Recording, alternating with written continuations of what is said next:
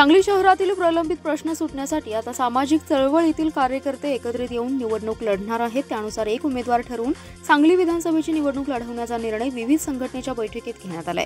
यामध्ये समविचारी संघटना, विविध असोसिएशन यांना बरोबर घेण्यात येणार आहे। याबाबत अधिकृत घोषणा लवकरच करण्यात येणार आहे। सांगली विधानसभा मतदारसंघातील सामाजिक संघटनेच्या पदाधिकारी यांची बैठक झाली आहे। गेल्या कित्येक वर्षांपासून सांगली विधानसभा मतदारसंघाचा राज्यातील इतर विधानसभा मतदारसंघाच्या तुलनेत विकास कामे आणि अन्य कामांच्या बाबतीत मागासलेला दिसतोय।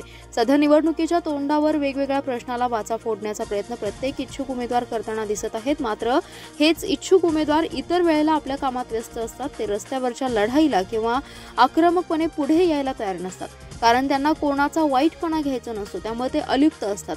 चळवळीतील कार्यकर्ते पक्ष बाजूला ठेवून आपल्या शहराच्या आणि मतदारसंघाच्या विकासासाठी कायम शहरातील विविध प्रश्नांवर, विषयांच्यावर आवाज उठवून संघर्ष करून काम करत असतात।